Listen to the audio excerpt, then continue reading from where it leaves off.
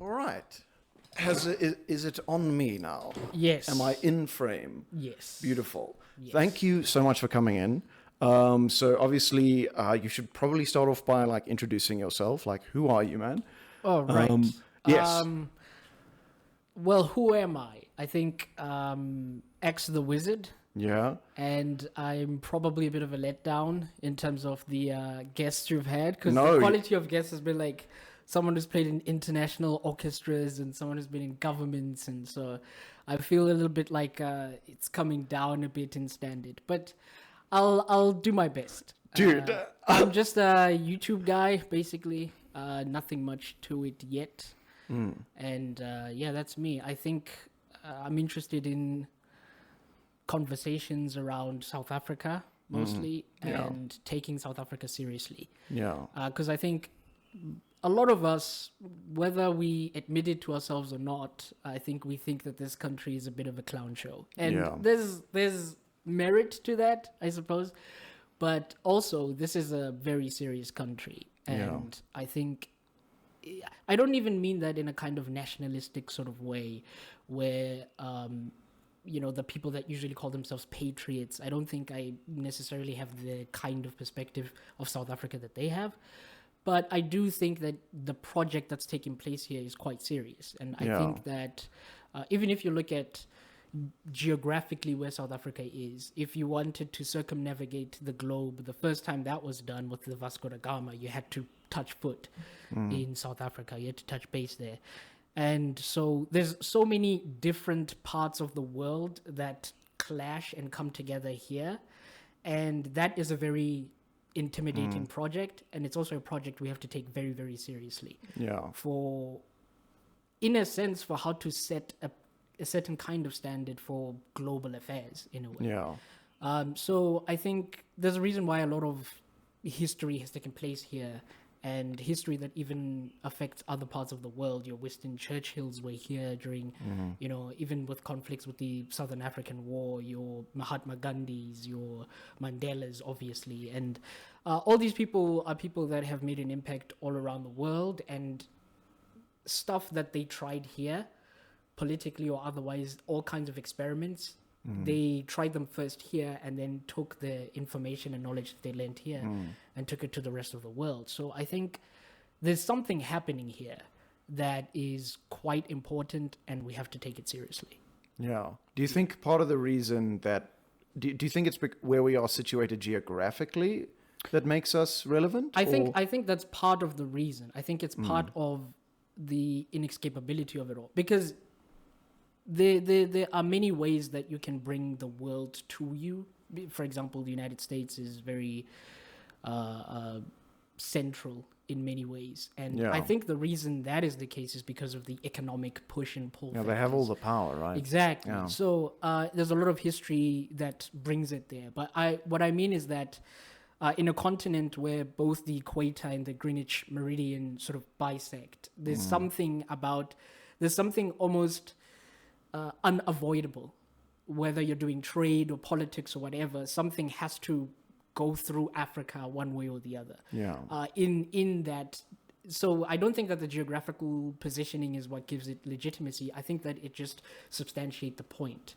It just makes it more apparent. It's sort of like a physical expression of that idea. Whereas with America or England, in a sense, they have the Greenwich Meridian, I guess, but for the most part, the thing that draws the world there is sort of invisible economic, political mechanisms. But here it's like it's a very physical situation where you're just there. So I hear what you're saying. So basically what you're saying is the geography does tie into our importance. But one of the things I find quite interesting about what you're saying is one of the things that... hang on, I just need to close this so we don't hear that again. Yeah. I remember listening to, I think it might have been a Prussian mathematician, I forget the guy's name, but he was speaking a lot about how people would be better served instead of going over to these Harvards, to these Cambridges, to these, prestigious universities overseas, right, where they'll, be separated from community, completely isolated. And the dream that gets sold to them is like, no, but it's like you're only like a real scientist if you're at like Harvard, which is a dreadfully convenient view for Harvard.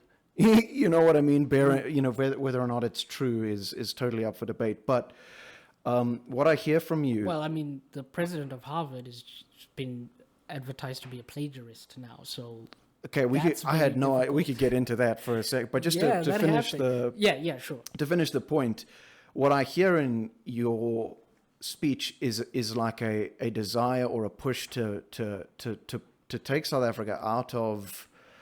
out of the side of the limelight and be like, no, this place is also important too. Stuff is actually happening here too. That's also important. It's not all the things that are relevant and happening and important do not only occur in the West, so to speak. Am I reading you correct? Yeah. Okay, cool. With that point, like, okay, what the F is going on with Harvard now? Because I think it was the president of Harvard.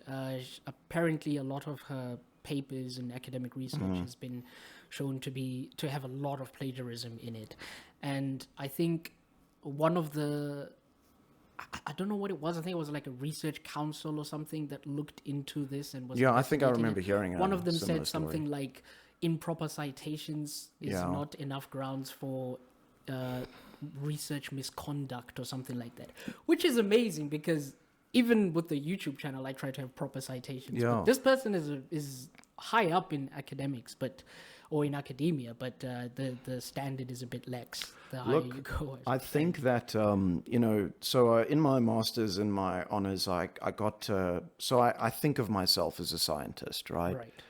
Right. When I published my first paper, I got like genuinely emotional. I've only published the one, right? Okay. And I didn't care if no one read it, right, because I had contributed to this idea of science. I was a tiny little twig on the hill of this thing, which is, we look around anywhere and you know what I mean, that it's been built by it in large part. So I got exposed to it there.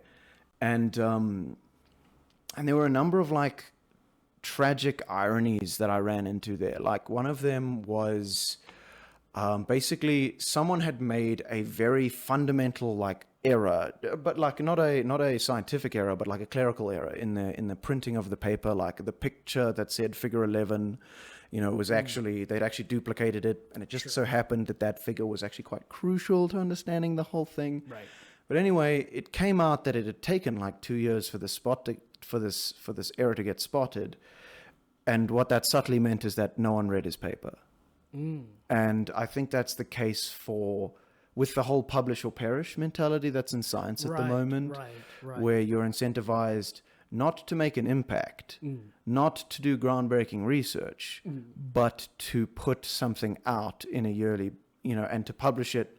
So take a guess how much it cost to make the paper I published free for the public to read.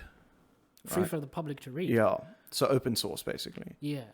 Guess how much? What, in rands? In rands. 2,000? Higher. How much would it be? I mean, the game is to keep going. It was 40,000 rand. Seriously? Yeah, 40,000 It would have taken rand. me a while to get there. I mean, look, I could not have afforded. It was the university that paid for it, which is part of the... And right there, right in that moment, that's the death of the independent scientist. Because that means you have to belong to an institution, because they have to foot these bills, and it also kills, like that's a very high barrier of entry in a way for a lot of, I suppose, even countries that would try to say, okay, we want to set up a scientific department, and we also want our guys to be published, but we also want the information to be open source and all that to contribute to.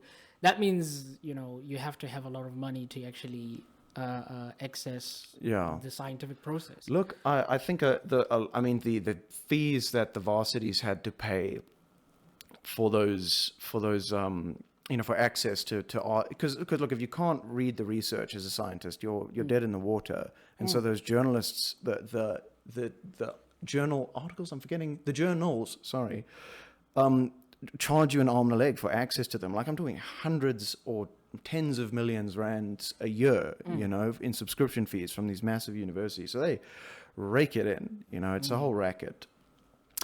Yeah. Sorry. Hi, welcome to my podcast where let's talk about me. Yeah. No. It was somewhat relevant to Yeah. the whole conundrum, shall we say? Yeah, and also maybe it helps you get to know me, in a little bit, and like helps you. But I did want to ask though. So X, right? Yes. Mr. X. And then the X in Wizard, is that so it meant to be a click or? It's sort of, but not really. Yeah. X is kind of like a undefined sort of missing piece. I understand. So it's still it can be anything you can project into that. Yeah. But the understanding being, it's not rigidly defined. So Yeah. giving myself some room to grow and become different as time goes on. So yeah. What do you say, the X factor? Sorry. Yeah.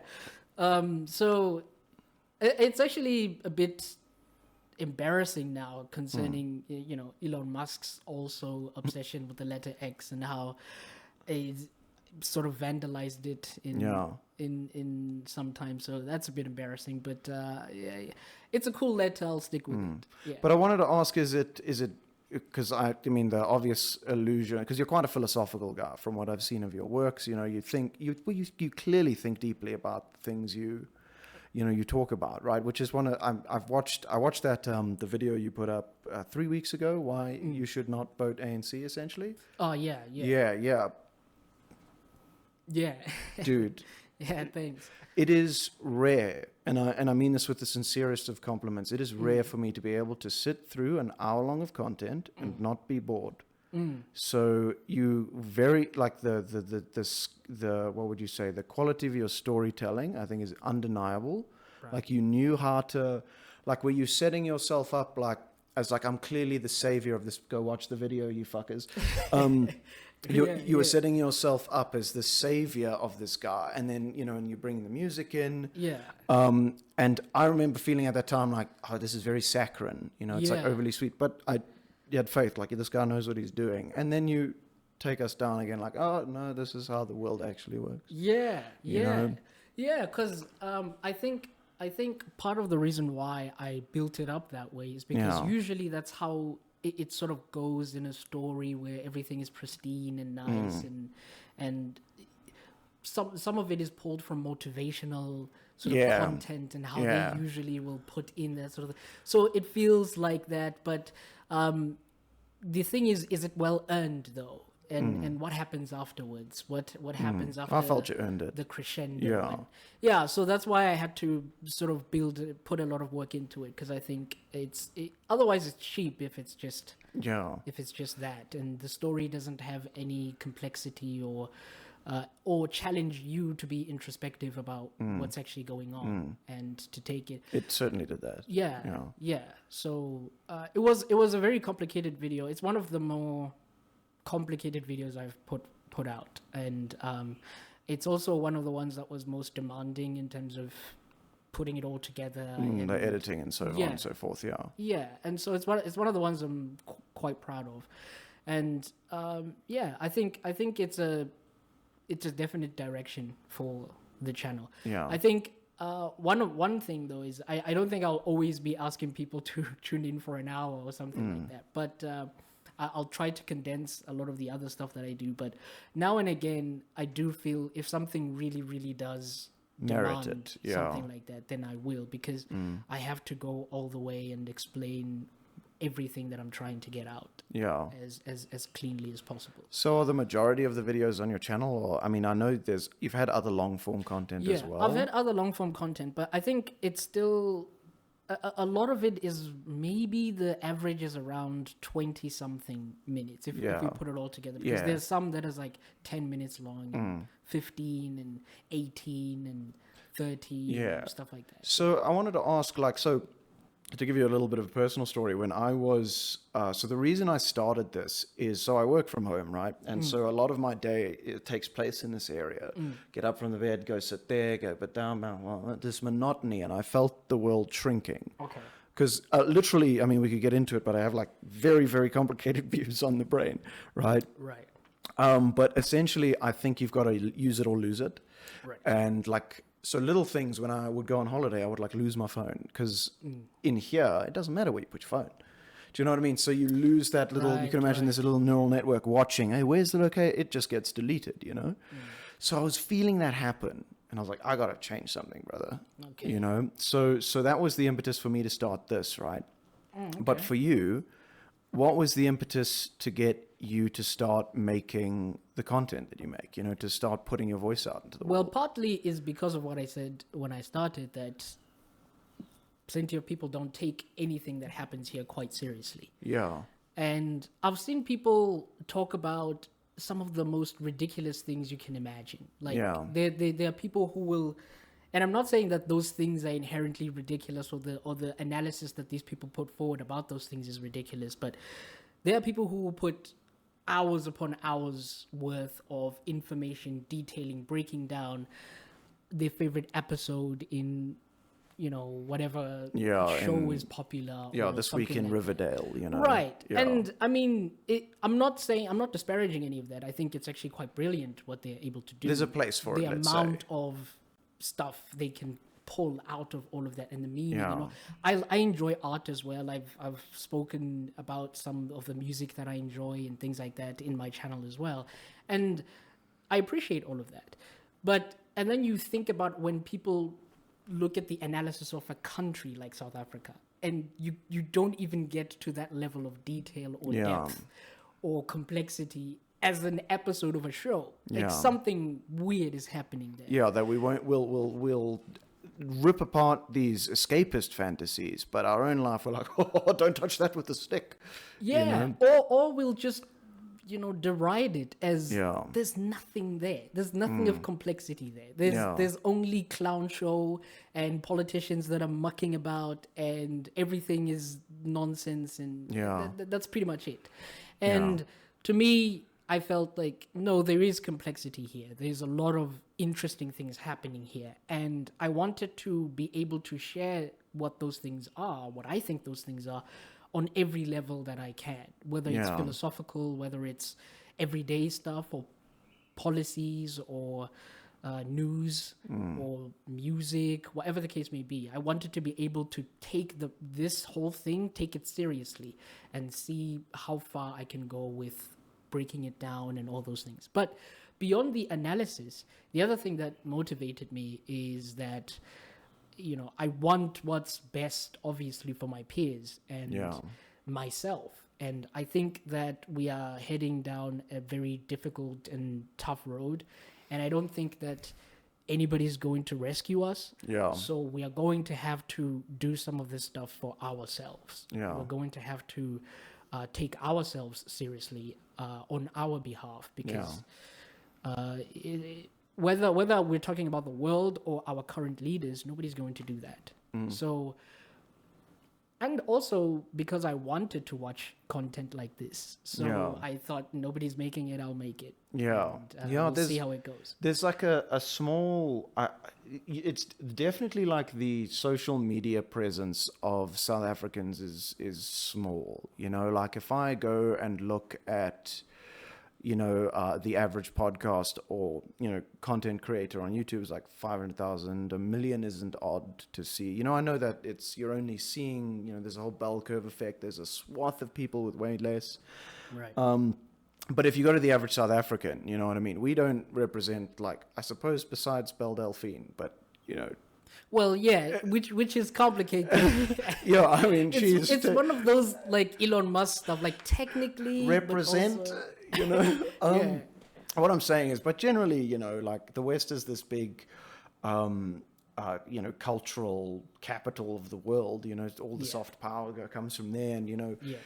It was a strange thing, you know, with like Black Lives Matter. Like my sisters were telling, my sisters live in Hong Kong, so they would like tell me like that there would be sympathy riots almost in Hong Kong, and I'm like, that's the oddest thing.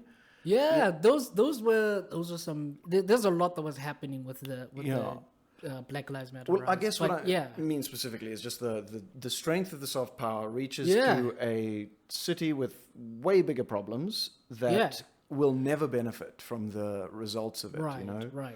But anyway, so there's a little bit. I mean, there's Dan Corder. I had that same insight, but in a different way, where I was watching this other documentary about Thailand ladyboys, and there was a segment in there where I don't know if it was this documentary or something adjacent to it, because sometimes, you know, when you watch something, the algorithm kind of like gives you things similar to that. So I don't know which one exactly, but I saw a video where there's this guy who was walking around some of these places, some of these houses where, you know, dubious amorous activity takes place, and he was a black guy walking around there, and you had these ladies screaming BBC, BBC. And what I was thinking was, how does that slang specifically make it to Thailand of all places? Oh, that's funny. And I thought, man, there's a lot of reach that the West has to the degree that even a slang like BBC makes it all the way there. It's like, that is impressive. Just thinking, like, so I was watching, so my family and I, a while back, we went to Vietnam on holiday, right? And it's, you know, so the whole thing with, like, the Americans lost the war, essentially, right? Yeah. That's a whole interesting topic in of itself, but one of the things that struck me about it is how westernized Vietnam is now. It's like you couldn't tell that America had lost. Yeah. It's like there's this, I often think about that, like, that there's these counterintuitive aspects of reality, right? So, for example, if I asked you, like, what's the best way to move a mountain, right? What do you think? Oh, I'm going to take a shovel. I'm going to, I'm going to maybe use some TNT. Well, right. But turns out the best way to the best way to move a mountain is to, like, look at a brick with a microscope for like 2,000 years, discover the theory of the atom, then make the atomic bomb. Yeah. And then that thing will move that shit for you in, a millisecond. Yeah. You know, so it's like you think there's, like, here's the optimal path, but really there's this other. Exactly. So it's like, how do we stop, if America was like, how do we stop communism from dominating in Vietnam? Well, you just export your porn there, brother. Yeah. You know, like they'll do it themselves. Right. Right. Oh, yeah. Yeah, but I remember even the American soldiers came back with quite a bit of drug addictions themselves from what was going on over in Vietnam. And I mean, I think also Vietnam itself has some kind of moral victory, because Vietnam is now a genre of mental state in the American psyche, where people talk about Vietnam flashbacks or whatever. Oh, it's literally, It's like now it has carved its way into the American psychology in a very deep and traumatic way, and that is also something that, to be American is to understand Nam. That's a really interesting point. Yeah. Like I remember watching The Big Lebowski not too long ago, and there's a line there where the guy says, I think they were doing bowling or something, and the guy was stepping over the line when they were bowling. Yes, I remember the scene. And he said, listen, we have rules here. It's not Vietnam. Yeah.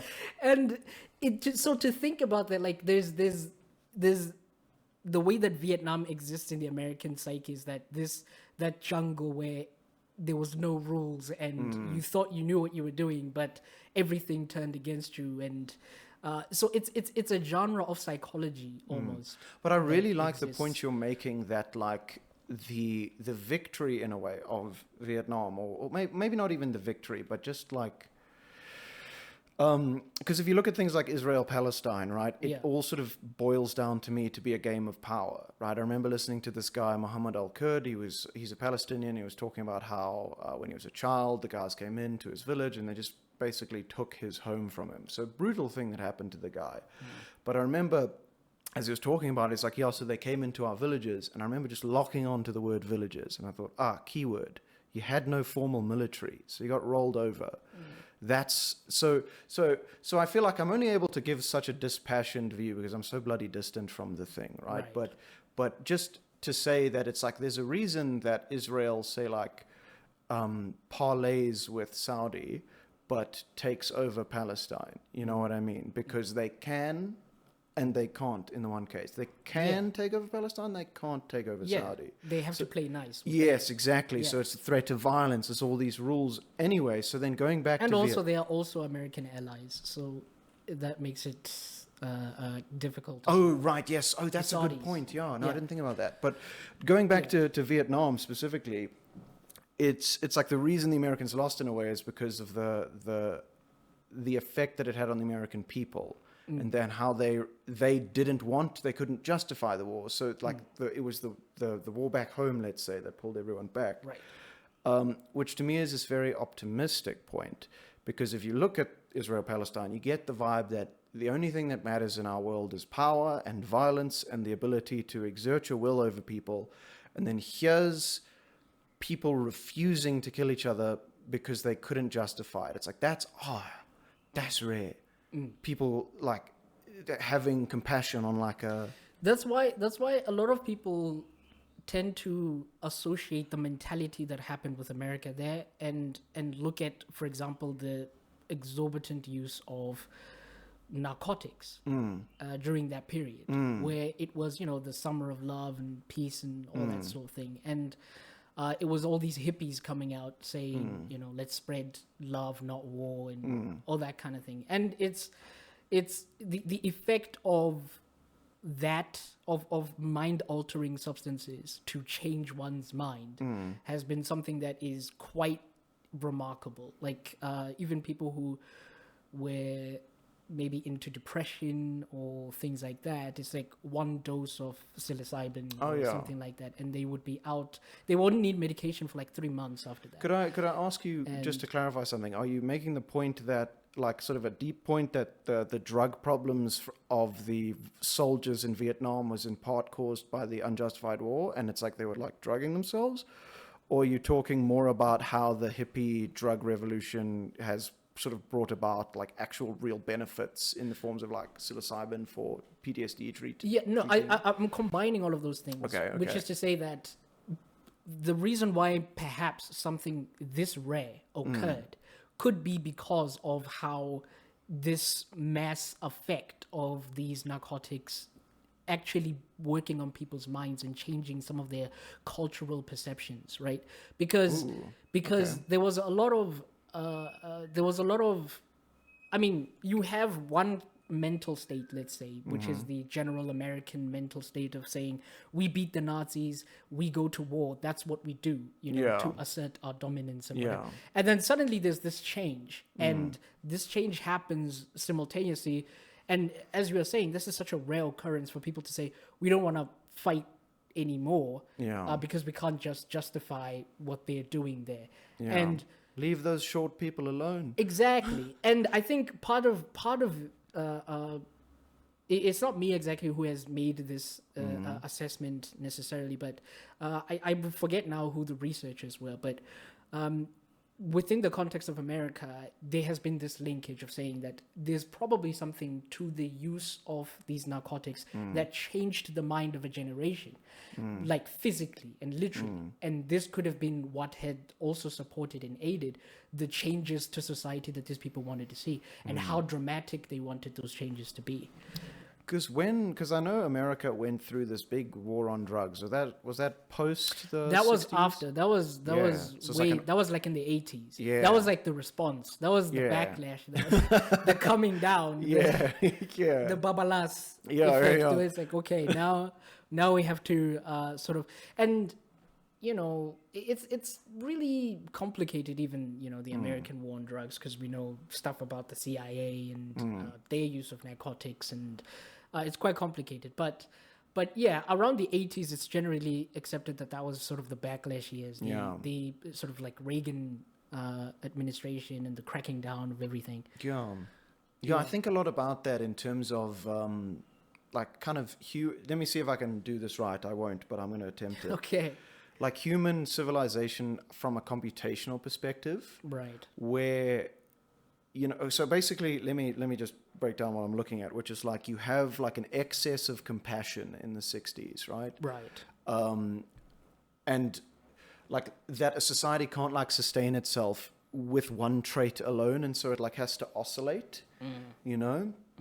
I mean, because what ends up happening with that, you just get a whole bunch of what's that whole thing, like a child raised in a two-parent household, like on average just does way better, you know, Right. because there's more resources to go around, there's more attention to be paid to them, and then, you know, if you're having sex everywhere, you're probably going to have children out of wedlock, which means more likely to have single households, which puts strain on the whole system, and all of that is just because the whole system went, we want more compassion, you know. Okay. And anyway, I wonder if nowadays with the Western culture, with that whole wokeism shit, I wonder if it's like, if it's excess compassion again, you know, where it's like your feelings are like the primary thing. I did not expect to go here today. No, I get that. I get that.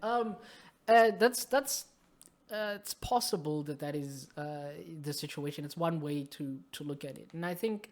But then the other question is: could you have an excess of compassion in the appearance, in the the aesthetic sense, instead of the value sense? So you're not being truly compassionate, right? You can have an excess of compassion in rhetoric or in how you present yourself, but whether the value in and of itself is actually compassion could be something completely different. Well, I see what you're saying. It could actually even work the other way around, where the more aesthetic compassion a society has, the less actual compassion might actually be operating. I sort of see what you're saying, like Because I mean, at the same time, when this is happening, you know, the rates of homelessness are rising. And Yes. there are people losing rights, like even Roe v. Wade, or you know, rights that back in the past were thought to be very progressive and whatever. You would think this is the time when they would shine at their most. And I see what you're saying. They're being stripped away, so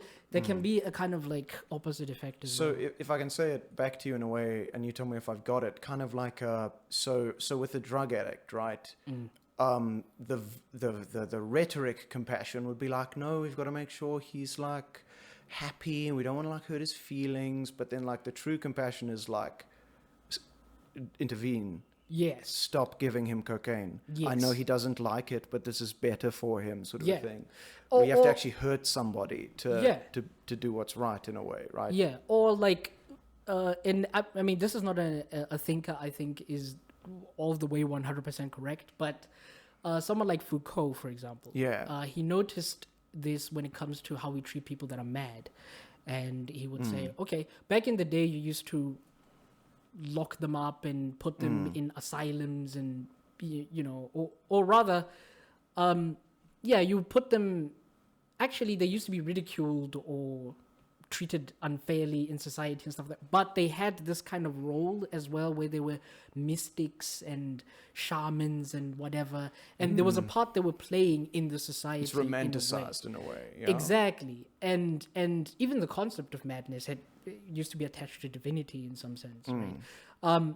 But then over time, you start to lock them behind closed doors, and you put them away, and they're outside of society. They're isolated. Nobody actually engages with them, and there was this thing that, wait, no, it's out of compassion, because these people are a danger to themselves and to society. So if we separate them, then we are able to better take care of them. But he would look at that and he would say, is it really though? Because what it seems like is like you're abusing these people behind closed doors. Yeah. And now, just because the abuse is bloodless, in a sense, doesn't mean that the like violence is less. So like with the treatment of Alan Turing kind of a thing, where they chemically castrated him and... Exactly. That seems so clean and sophisticated and everything. Oh, but it's an injection. Actually, right, but it's actually more barbaric than if they had just been beating people up. And I see what you're saying street. is, it's like, because it's behind closed doors, it's kind of like who defines madness, and it could end up being like, well, if you're just not doing what is considered normal,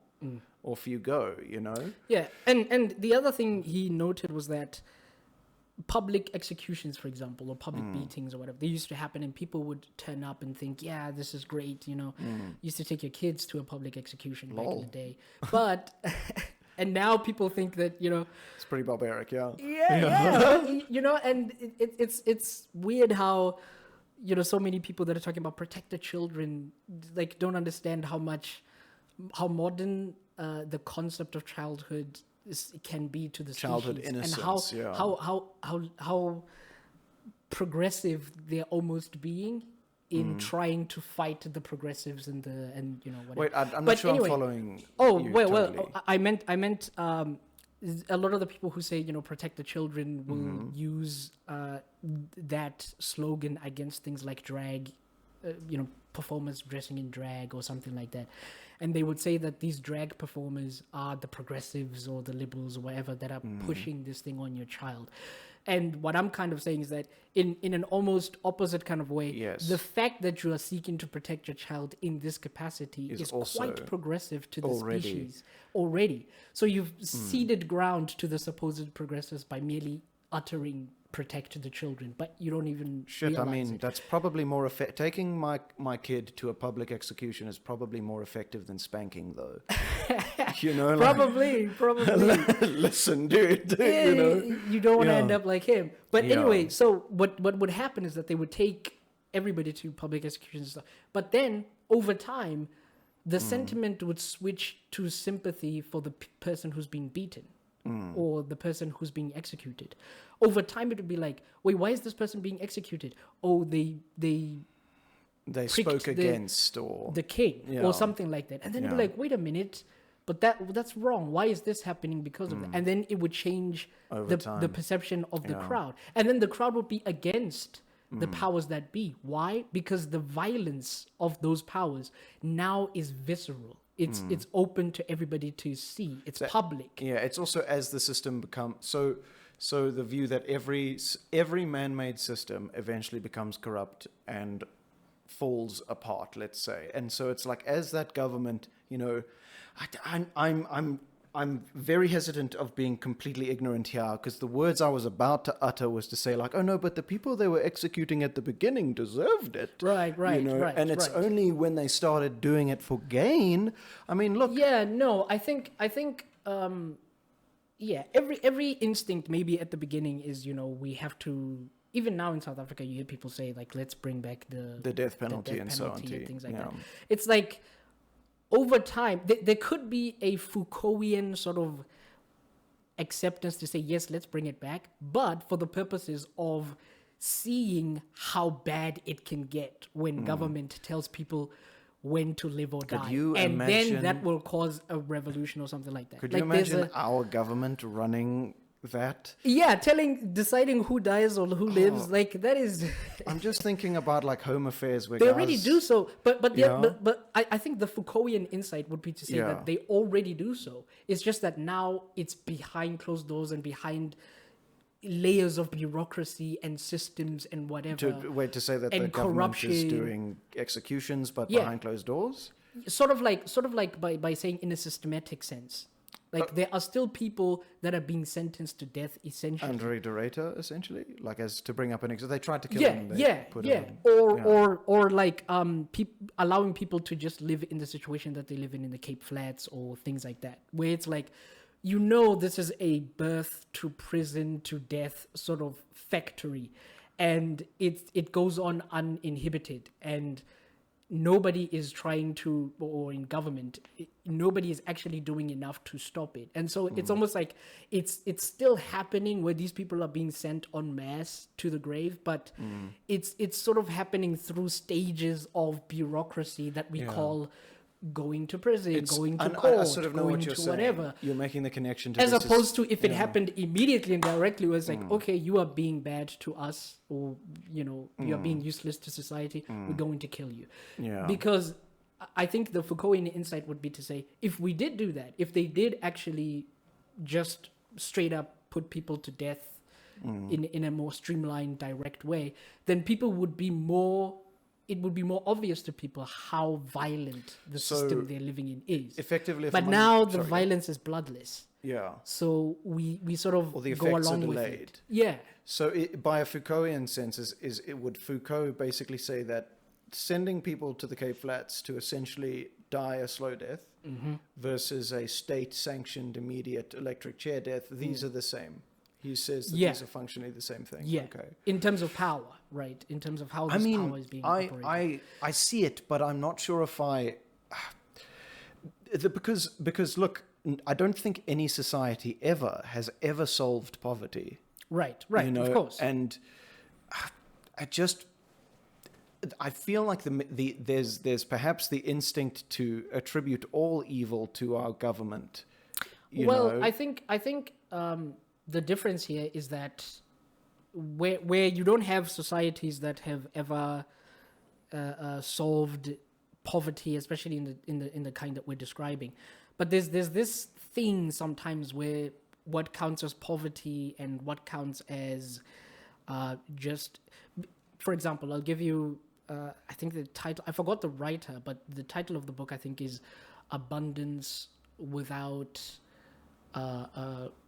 Richness or something like that. But it's like it looks at how do you actually define poverty? Is it when people don't have access to Basic medical resources, or any of this, or would you say that if people are living in a village somewhere and they have their cattle and nobody is homeless in that small little village, they poor? Yeah. Are they definitionally poor Yeah. because they don't have a smartphone? Or how exactly do they balance that conversation? I think it's an interesting one. But yeah, economically, whenever we talk about poverty within our societies, to say that whoever is at the bottom rung of said society. So let me look. So I remember there was this one study. Essentially, it's you don't need the big explanation for it, but you just need I think it's called Affluence Without Abundance. Okay. Something okay. like that. Well, I don't know the book, but Or to Abundance make Without Affluence. one of the two, other. right? So essentially, the rub of this paper was that people were only happy in this makeshift village when they were earning more than their neighbor, right? So in that sense, it's like poorness would be, say, if you have a relative scale in a society, it would be the people, most relativistically distant, I mean, and look, there are objective improvements. Like I'd say in this modern world, you're the most likely to not starve as a poor person as we were ever in history, right? Like, sorry, you're the least likely to starve. Yeah. If you're poor now. In like a global scale. Yeah, and I don't mean that you still can't starve. That still happens all the time, But I just mean, historically, you were more likely earlier. Yeah. Where was I going with this? I think part of the reason why I brought up the Foucauldian concept was just to say that there's this counterintuitive aspect also to how we, just like you said, sometimes to move the mountain you have to study the small thing instead of the big thing itself. Right? So there's a way where there's a decoupling between these things. And so I was just saying that there is, like I said, I'm not all the way there with Foucault, but I value the insight of saying there is a way that things can appear where you say ostensibly we're doing things better, we are being more humane, we're being more compassionate to these people, but does it actually bear the fruits of more people being moved far away from pain necessarily? Could I ask you always a kind of brutal question? So you recently got mugged, right? Right. And that was the focus of your most recent video. And right. That was the second one, actually. The recent one was the second one. The first one was the I'm not okay one, right? Yeah. So listening to that, it made me reflect on, like, I resonated with it because, I mean, I'd never gotten mugged, but I'd done. So there was one story where in KFC, a beggar came in and I was stupid enough to give him my phone number, right? I didn't realize I was like 21 at the time, right? I didn't realize what I'd given him. And essentially what happened is, like, a couple days later, obviously the guy had been thinking about it. He basically feigned having been stabbed. He was a young kid as well. He was like 14, And he took me for a ride basically and got I don't know, $200-300 out of me, and as a student that was like holy shit money. Yeah, yeah. And then I remember recognizing when I'd been conned. It's when I dropped him off at the taxi rank, and as he got out, the way he walked, it was like fuck you walk. Not it just like I just took this motherfucker for a ride, It's like, what was it, like Kaizo Soze or something? yeah. Look, he deserved it. He can have that money, dude. He took me and played me for like a fiddle. Hard for it. Yeah, yeah. Or the justifications were like, but why can't I just take you to my local doctor? Yeah, I'll take you right now. And then, I couldn't afford the stitches, so he got saved by that. Okay. It also hilarious that like a stitch in a township versus a stitch in like a private, it's like $500 for like for a doctor to get up in Hatfield, Yeah. and then in the township, come in and like stitch you up for $20, Precisely, and it's health, but Yeah. Anyway, so then the second time was this one I didn't feel like I was taken for a ride. But so what essentially happened is I started talking to this colored guy. It was in my first year of varsity. And so basically where the reses were and where varsity was, there was like a street where you had to walk along it. Right. And the beggars knew to be there because students are young and naive and they're full of compassion and they want to help and they haven't been made cynical yet. So I was still in that phase. And I got talking to this guy and I found out a little bit about his life and he was and we were talking about books and he wasn't a bad guy, right? And effectively the long and short of the story is that I drove him around Hatfield picking up his dead drops. Dead drops mean not like drugs or whatnot, but like to prevent him losing all of his stuff. If he got mugged, he'd left his valuables separated, which is a great idea, right? Yeah. And then I paid for his trip down. He said he was going back to his family, right, in Cape Town. So I paid for his bus fare down. And I believed him, and it affected me so deeply that I like wrote a poem about it. Because I remember him showing me his bruises because like the other beggars were dicks to him, It's so very sort of similar to like this guy's at the bottom. And anyway, about maybe a year or two ago, I saw him at the same petrol station that I'd seen him with at the first point. So you might think to yourself, oh, did I get lied to? But my instinct says no. I think it's just things because I never saw him again for like 3 years, and it was only 2 years ago. I see that, and he looked like things had gone badly for him. So what's the brutal question? Well, sorry, right? Yeah. So basically, what I'm saying is that the brutal question is that sometimes, like, the reason you end up at the bottom is because of people's decisions. And I don't mean people's decisions as in like government. I mean that like your dad never got to terms with his bipolar, and so now he's taken that out on you. And that there's just, and there's been 21 years of that. Yeah. And the bun is out the oven.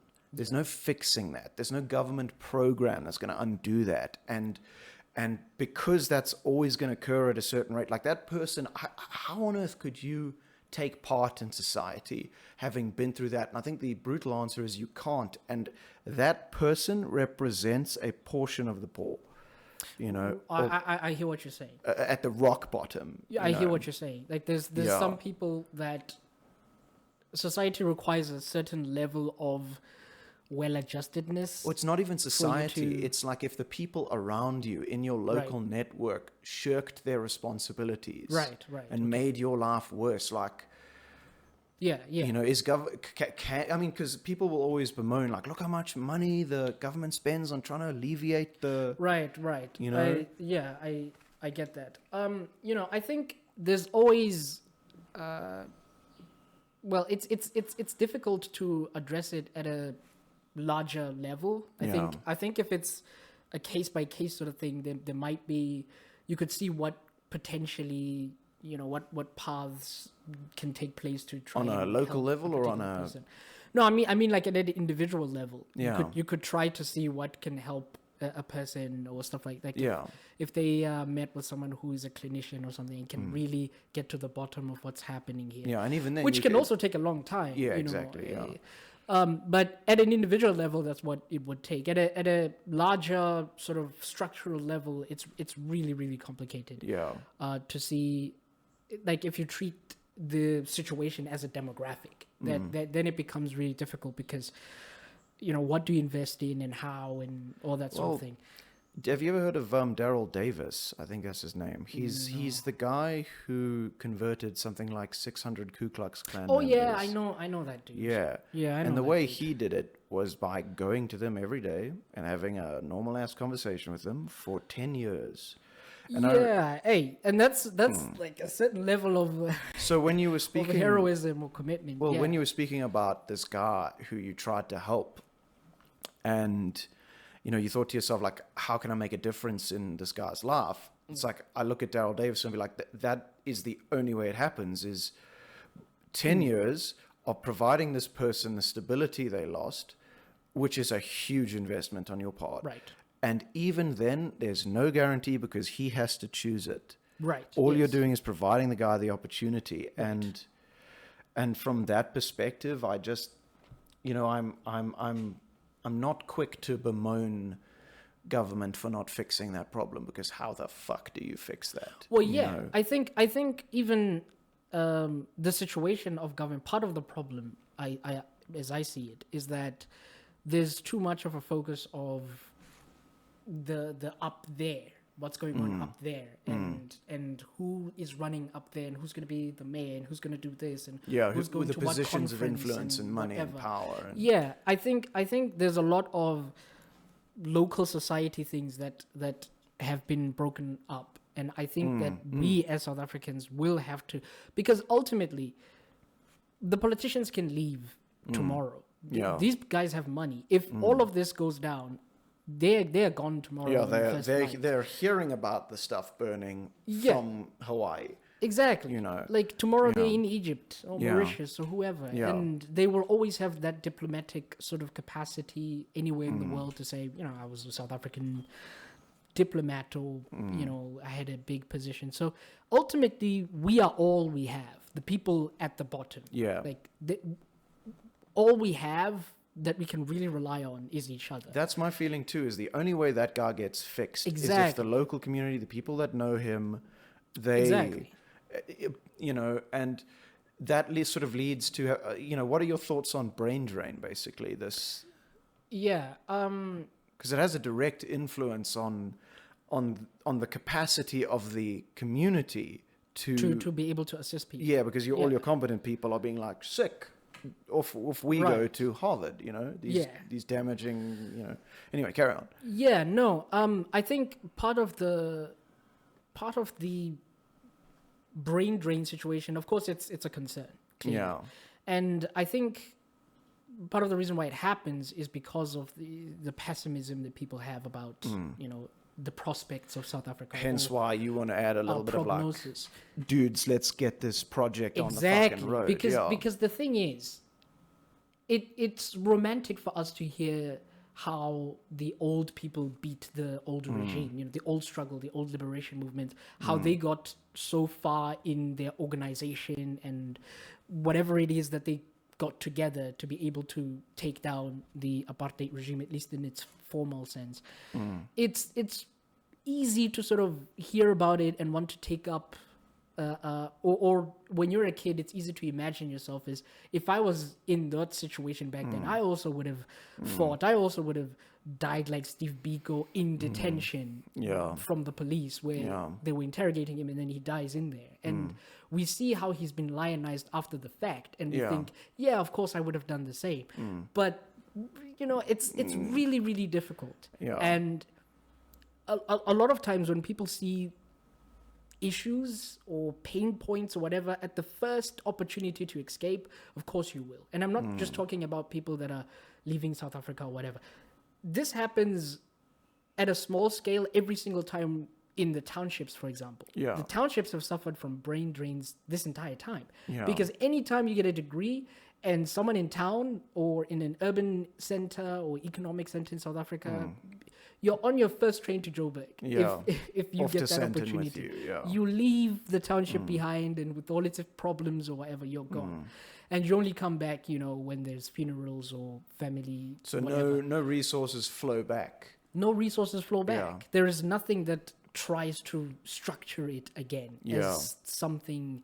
And if there is, it's often mired with all kinds of like gang activity and other things like that, because It's more like people who couldn't escape than exactly, yeah.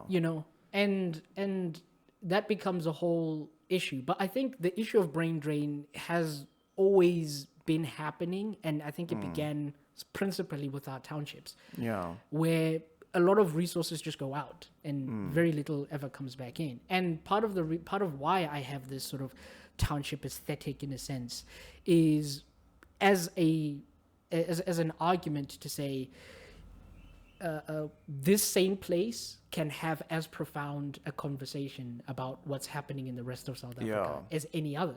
Yeah. And therefore, there should be just as much investment in our capacity to articulate ourselves, to be creative, to speak about music, philosophize, do all these other things. I once did a video called, Don't Pity Me in the Dumping Site, which was speaking about how I grew up playing in dumping sites. And of course, that's not kosher. It's not very let's protect our children-esque, but these are the environments in which I grew up. And some of the lingo that people hear me speak, or some of the English or whatever, is stuff I picked up from trash, where you just pick up a can and you read, and there's all these long scientific words, and that's in a sense your initiation to scientific terminology, and it's at the dumping site. And there are coloring books, there are magazines, there are all sorts of very adult stuff as well.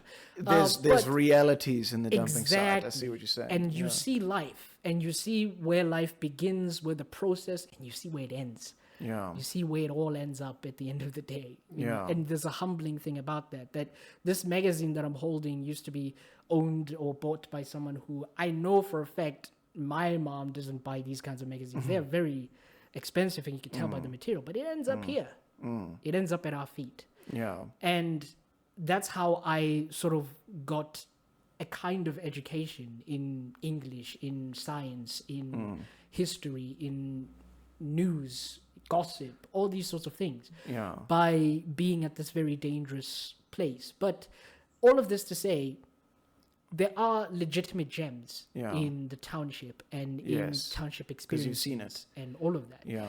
And part of me not shying away from certain aesthetics that are associated with township, even like, this in is a me, this is where dangerous I'm sense. from.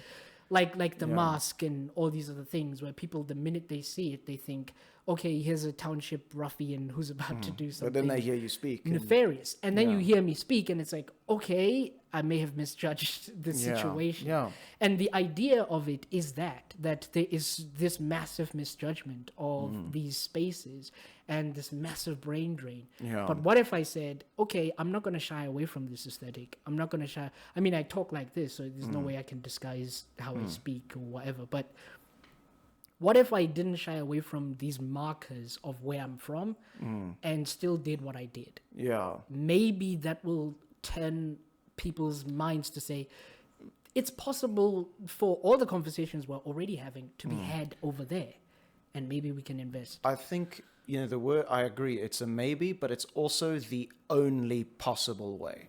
It's the, you know what I mean? It's the, so how did you escape being resentful?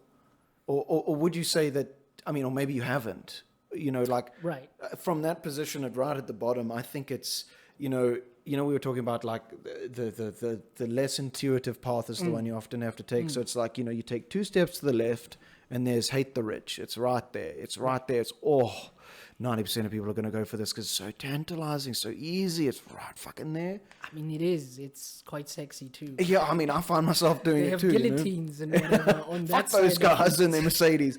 Yeah, yeah. But then at the same time, if that person ever became rich, they would never, Right. It's only fuck whoever's, rich that isn't me. Yeah. And then that classic thing where it's like they don't love the poor, they just hate the rich. That is, I sometimes I feel like it's a lazy sort of criticism of some movements where people try to criticize the rich. But Yes. I do think there is something to it, and I think Yeah. it was George Orwell really who sort of made that sentiment the most succinctly. I think I think it was on the road to Wigan Pier or something, where he was talking about that there is this elite way of criticizing the elite, or there is this.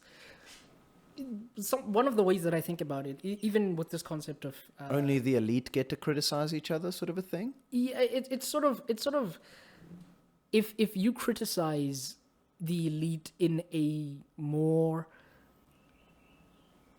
I suppose Structured way? in a way that's not from the elite, then you don't have a language almost to criticize. It's almost like even the language to criticize the elite is something that has to be I sort of see what you're saying. structured There's a corporate within an elite language. sense. And if Exactly. you don't speak it, they can immediately dismiss it because it means you're not a peer. exactly. Yeah. And I see so what you're saying.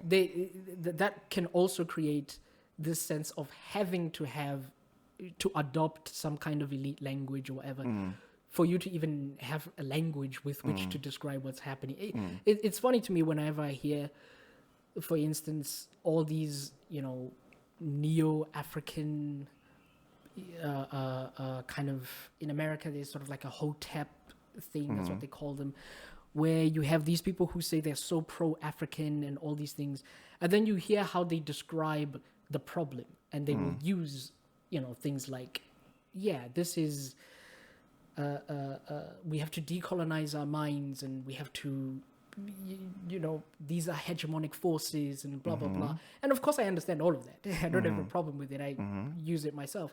You're not going to hear, though, someone in a village somewhere who has really lived the after effects of colonialization and all that stuff. And that person's voice wouldn't using be that heard. kind of language Yeah. to describe what their situation is. And I think more often than not, we tend to get excited about the criticism and about the ability to fight back, that we don't focus enough on what it actually means to build something alternative.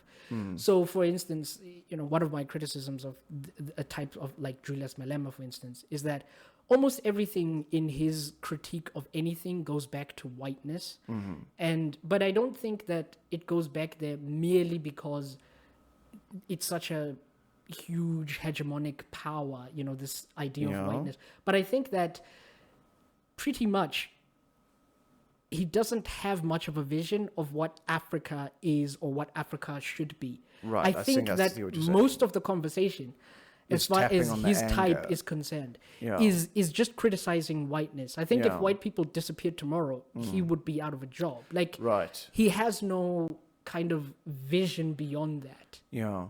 And which is quite sad, because Africa, even before colonization or any of that stuff, it had so much rich culture, history, ways of doing things. But you never Yeah. hear any of these people tap into that. Yeah. I've never seen Julius Malema do an Imbizo or something where he discusses what is the future or what plan he has for Africanness and what vision It's just Africa must anti a take. thing, a very It's common. anti a thing. Yeah. And let's say we get rid of that thing, hypothetically. What now? Then there's Yeah. no meaning. Yeah. It's like one of those things where if you define yourself versus this other thing, then your identity or the way you define anything is dependent on that thing. Yeah. And so now if heat is defined as the opposite of cold or whatever, then one can't exist without the other, right? If by some measure we somehow were to be able to take one out, the other would follow as well, So I feel like it's the same way, and I think that that's a poor way of assessing. I hear your point, and it makes me reflect on this concept of, because perhaps there is. Okay, so I'm loath to make this argument. So perhaps there is too much money for a person to have, right? For a singular person, right? Yeah. And in some ways, actually, that's not even controversial, because Yeah. what happens if a society becomes too unequal, the people at the bottom have no incentive to participate, and then they execute the people at the top, right? And so that's the reason why the people at the top should give something back, because French Revolution, Cambodia, Soviet Union, do we need to go on, right? Yeah. So then, okay, so there's probably some level of money that's too much. Okay, let's put that to the side. Who knows what that is? Do you think that the guy who, let's oversimplify things and say that the person who, the reason we have roads, this incredibly crucial infrastructural network, let's say it's the responsibility of one guy, does that guy does he deserve to be rich? Do you know what I mean? Right. The guy who was productive and then clearly has benefited us because, like, I mean, just to touch on how crucial roads are, it's like, you know. I think so. I think there's always something reasonable. Even your Karl Marx's, you know, literal Karl Marx, the Mac Daddy of let's take the rich. I mean, even he was like, if someone works more hours than the other person, then of course they deserve to be compensated more. There's a certain level of value, I suppose. Of course, he defines it differently, and value is very tricky, it turns out, to define. But of course, he ties it to labor and all that sort of thing. And even he would say, look, if someone is working way more and harder than all these other people, then you can say that there's a cap at some point where there's a ceiling of some kind. But you can't say that he has to earn exactly the same as the person who shows up now and again. So then one of the complications to this that's system, why even he didn't want equality, let's say, per se, because he had a problem with the well, you notion remove of incentive to work hard if everyone gets the same. And then also additionally, well, I was reading the Gulag Archipelago, and so one of the problems with capitalism is that the wealth tends to accumulate in the hands of the few, right? Yeah. In communism, you skip that step and just immediately accumulate it in the hands of the government, because if you have to pay everyone the same, there needs to be someone who can distribute all that money, which means all that money needs to be centralized, which means you've just skipped to late stage capitalism without realizing it, you know? Right. It's yeah. So, okay, but the other point I wanted to make is that, like, when you look at where the most groundbreaking research is happening, it's happening in the places where previous groundbreaking research is happening. So where are the successes coming from? It's coming from the people who were previously successful. Because you spoke about this, it's like, in order to achieve or to move on or to improve your life, you need stability. And so those who have stability have an advantage of those who don't. And then over time, that compounds. And so those who win keep winning. Yeah. And so there's a natural tendency straight built into, I mean, Jordan Peterson makes this point, which is really, to me, it's a damning point, which is like, where's most of the mass in the universe? It's in the sun, you know? And the point of that is that, no, this isn't capitalism. Although, you know, capitalism probably, you know, has a little coefficient that speeds it or slows it or whatnot. No, the tendency for most of a thing to end up in one place is like gravity. Right. You know, like this is a natural law, like in any system. Without intervention. Right.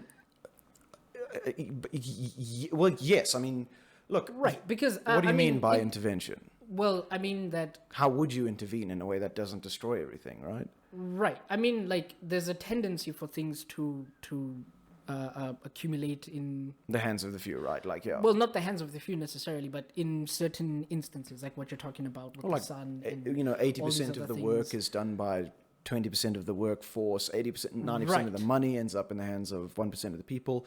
99% of the views go to 1% of the content creators. Yes. You know, sort of, it's everywhere. Yeah. And I think what happens is that there's a way when you intervene and you say, okay, let's say I think it's called the Pareto distribution. Yeah, that's exactly what it is. So let's say I throw a bunch of stuff on the ground and then, you know, it Pareto distributes itself into some kind of order or whatever. Yeah. I can show up and say, okay, we're taking this bits that here and put it over here. Mm-hmm. And then, of course, that takes energy in and of itself. Mm-hmm. And then you have to enforce it. If things keep happening, you have to keep, balancing the scales, as it were, every time the tendency shifts one way. Yeah, I suppose because you're opposing the natural. If we're going on a physics definition, right? Yeah. We're opposing the natural order, so we need to give energy to this. So Right. in order to redistribute the wealth, we have to create these systems that Right. enable that. Exactly. Look- and I think Yeah. that it's not something that is impossible, and we do that all the time, right? For example, we keep fighting the fact that our bodies tend towards decay. Yeah. Right? And we think it's a heroic thing to do that. It's part of what I suppose makes us human figures, even in mythology and things like that. It's part of it's something that has been a massive impetus to lead us towards action as opposed to inaction and say, well, it's going to decay anyway. Why should Why I bother? bother? Oh, to I do understand anything? your The point. thing that motivates us to nevertheless be like Sisyphus and keep pushing that rock up the mountain is that it's part of the things that makes us human, I think, in a way. And so I don't understand why certain things that we see are natural tendencies, we say, well, let's leave it be. If that's the case, why bother? Because it's always going to tend that way.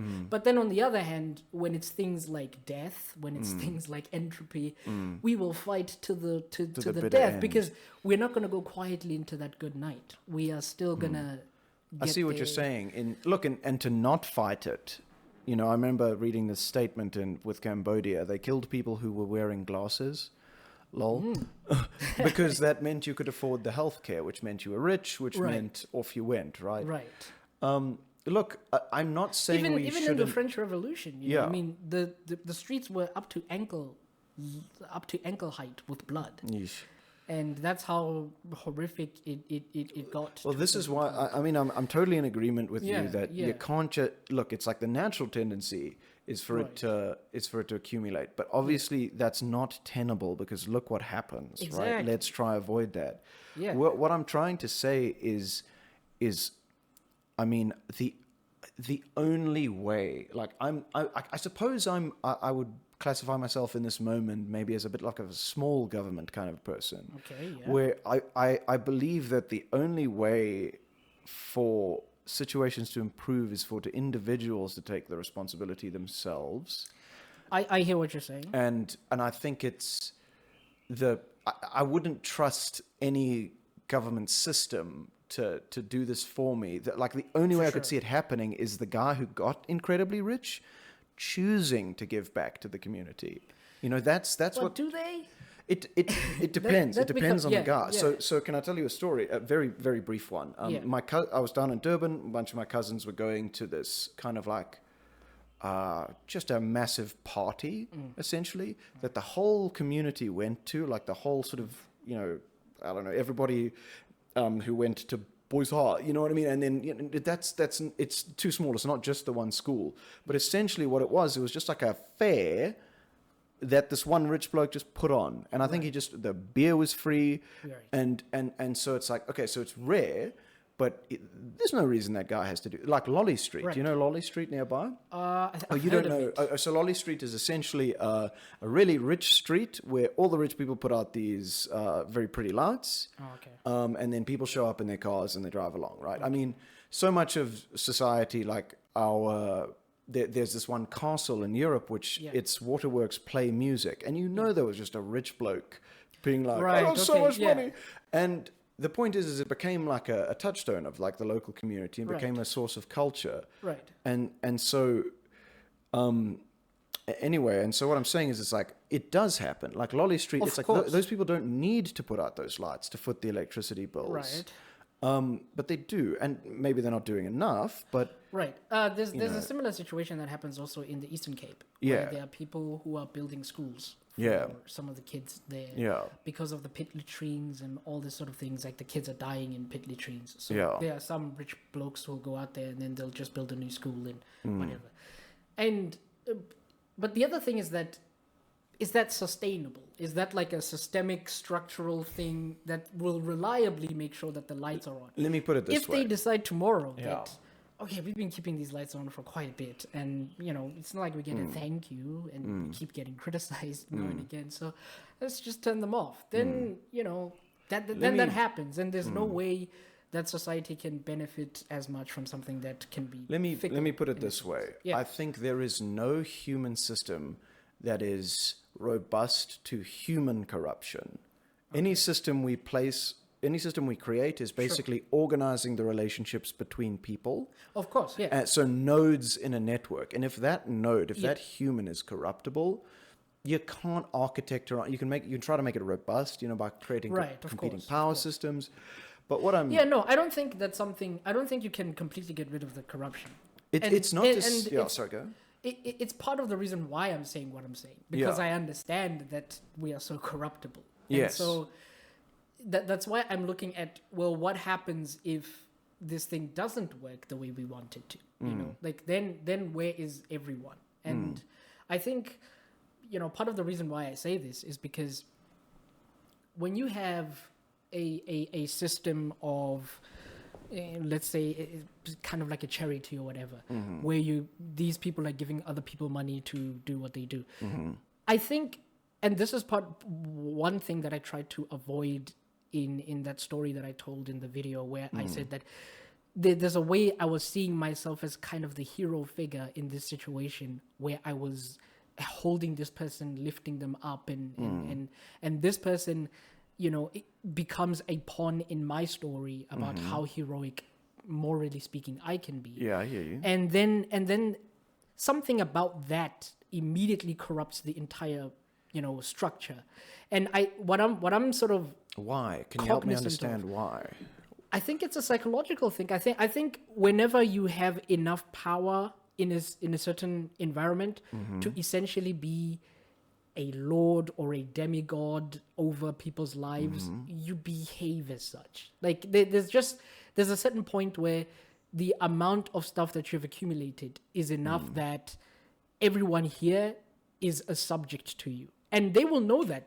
When they see you walking down the street, they will pay deference to you because they know who you are. And they know who the check comes from. And they know where the check comes from. And Yeah. over time, there's no way that doesn't do anything to you. I mean, you have to be Marcus Aurelius. And Marcus Aurelius couldn't even produce another Marcus Aurelius in his own house. It was hilarious. I read his meditations book, and it said you should spare no expense for tutors because your children are, which is hilarious because his son killed him. Exactly. And he becomes a tyrant like no other. I think Aurelius was the last of the good emperors. Yeah. And his kid becomes a monster. Crassus, right? Yeah. So that's why I'm saying, like, if even he couldn't produce another Marcus Aurelius in his own home, and none of us are Marcus Aurelius, who are we to say that we can help foster another similar type of individual? And by the way, I do like certain aspects of Marcus's stoicism, because I think he focused his stoicism on the fact that he had the responsibility. So it wasn't like he was telling poor people, hey guys, you got to be strong, you got to do whatever. He was focusing his stoicism on the basis of the rich and powerful. Like, I can do whatever I want whenever I want. How do I rein that in? Yeah. And make sure that it's not all over. And the he's place. a rare bloke. Precisely. So I understand so why rare you say that he couldn't it's- even do it in his own home. So if we have a society where a lot of rich people are treated that way, with deference, with humility, with gratitude all the time, with praises of heroism and things, which you would have to do if you want to keep the money coming, because we have to give these people some gratitude.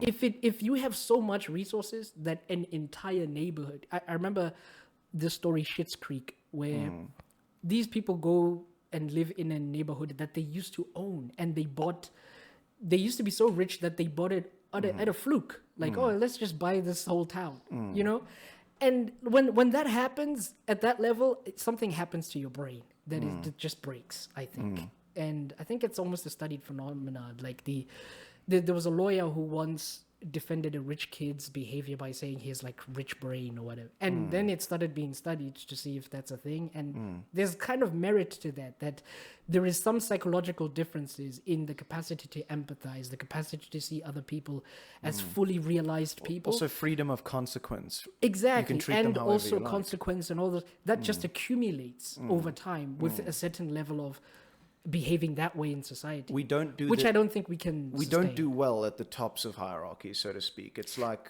I have this principle Yeah. that some people, if you want them to fail, give them success.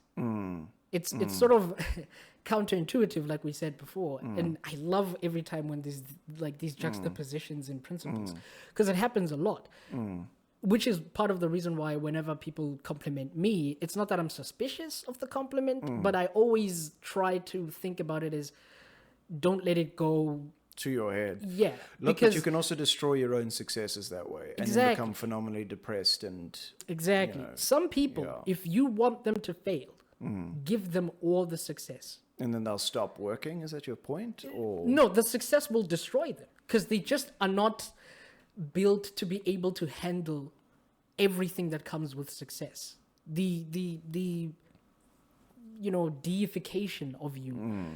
Because back in the day, kings and all these other aristocrats used to train their whole lives to be able to be level-headed about the fact that people are bowing to you all the time and think that you are the connection from God and even then heaven they and didn't do whatever. that perfectly. And even then, Yeah. it would mess up all the time. But what I'm saying is that now imagine the rest of us who didn't have this thing, any of this cultural training or any of this Yeah. stuff, and you get a lot of Suddenly- money and you become very Yeah. successful. And I mean, there's so many people whose success has been the reason of their downfall It's in sort of many like- respects. like I think about those old conquerors who would conquer an empire, and suddenly the skill set went from empire conquering, and now you need empire maintenance. Exactly. So this guy builds this empire. Now he's like, well, I've got it, and Now what? now the skill set changes. yeah. Exactly. It's almost a little bit Yeah. like ESCOM in a way as well. Like ESCOM is a victim of its own success. It's like it became so good at doing what it was originally meant to do, and then the economy started growing because of how well Yeah. it was able to sustain that economy. And then the economy became so big that now ESCOM wasn't big enough to be able to sustain the Yeah. economy. And so Yeah. now we have issues where Yeah. ESCOM has to catch up to the economy that Yeah. it birthed, which Yeah. is way Look, bigger than its... I mean, it's I would say slightly more than just victim of own success, right? Because I mean, isn't that the Well, yeah, of classic course. step? There's also- we had yeah. more generational capacity 60 years ago Yeah. than we have now, and Yeah. Yeah, it's a lot more than that. But Yeah. I was just pointing it out as it's one of those things on the road to yeah, certain look, collapse. good foresight is really difficult to build in because, like, for example, like good foresight means building a road with 16 lanes, because even though it needs 2, because you're building in the capacity for if the city does grow. okay. But then the problem is then the problem with doing that is a huge investment risk because Of you course have it no is. guarantee that It the will 16 roads will actually be So Meanwhile, you're using resources Yeah. that are limited Yeah. to bank on that Yeah. and to see if it will. Yeah, it's very complicated, but it was just part of that larger point that sometimes be careful of success because Yeah. success is the strongest road for some people towards failure. Yeah. I mean, there's that classic. I mean, in a slightly more connected way, it's like the worst thing you can do for some people is give them money, so to speak. Like Yeah. a drug addict, for example. Have you seen like the statistics of people that win the lotto? Oh, what I happens? mean, they man? don't make it. They don't do well. They eh? don't make it. Yeah. A lot of them either end up dead, kidnapped, either by family members or anybody else around that they may know, or ironically enough, bankrupt. Yeah. It's like you were bankrupt before when you didn't have all this money, and No, I the hear you, money is the road to bankruptcy. Well, it's that kind of So- like now everything you do is meaningless. Yeah. So, Why bother with anything? Because you could never possibly earn in your lifetime what has been given to you. You are the deepest, most unworthy. I was thinking about how I'd feel if I won the lottery, and I know Yeah. my first thought would be like, you don't deserve this. Yeah. You Yeah. know, Yeah. no one deserves this. Nothing you could ever do will pay back what random chance gave you. Yeah, but You that's a bit of a luxurious thought at the Yeah, same what a time. lovely 'Cause thought to there's a have. lot of people who be like, if I won the lotto, first thing is I am quitting my job, I'm changing my lifestyle. I mean, a lot of people like to say that I will just live the way I'm living. I will just supplement what I need, and then but there's something psychological that happens about when you fully realize how much 130 million rand is, and you just have it now. Yeah. There's just something that happens. I think it's, you mentioned it's like the worst thing you can give for people is success. And I said, like, we don't do well at the tops of hierarchies. I think That doesn't mean I'm pro failure, by the way. No, It no, just means- absolutely. I know. Yeah. Don't worry. I know that. What I mean Yeah. is more like, I think that people exist in, like, we exist in like this relativistic bubble, right? Where there's things we can do and things we can't do, and this is how we sort of define our life and how we navigate. And generally, for the average person, sort of money serves as this limiting factor on what I can do, what I can't do. Right. And generally, if your society is like well set up, that sort of results in a moral person, right? Yeah. In that, you can't really have all the hookers fight themselves naked for your pleasure every day because you'll run out of money damn quick. Yeah. Sort of a thing. You can't have that sort of opulent lifestyle, so that sort of gets cut away from you. So it modulates your behavior, is my point. Which raises an interesting question also about morality, is that I remember when I was a kid, I grew up Christian, obviously. This is South Africa, I mean. But I grew up in a Protestant tradition, so there would be a lot of Ten Commandments speak and stuff like that all the time. And one of the principles that I got at that early age was that, when you go down and you go to sleep or something and you look at what you've done throughout the day and you think, well, I haven't lied, I haven't stolen, I haven't murdered anyone, don't think that that's how you should measure your morality. Rather, instead think, did you have the opportunity to steal murder and you refused to? Yeah. and then refuse to? And if that is the case, then you can tick it off, in your mental mind is like a good exercise. Yeah. But the mere absence of a sin is not necessarily morality making. I wondered if I was going to get the opportunity to bring this up, but I might. It's such a strange point to make, but essentially, if you look at what invading armies do to the local population, I mean, I don't need to. We know exactly, and it involves a lot of women. Yeah. And And these were good boys. I mean, when to be in the military, there's a certain level of discipline and and that all goes fortitude out the window, and right? all those things that you are taught in order to even make it that far. And so this is like the peak of some of the young people of our society. Once they get, and then when they are there, the instincts take over, right? Or, the madness and I've never been in that situation. I couldn't tell you why. Yeah. But my sort of fundamental point was that. So there's an evolutionary biologist, Brett Weinstein, who spoke about how he mentioned that. Part of the reason we don't have that kind of behavior, mass rapes, locally, right, is because we've structured our societies in a way that removes that as an option.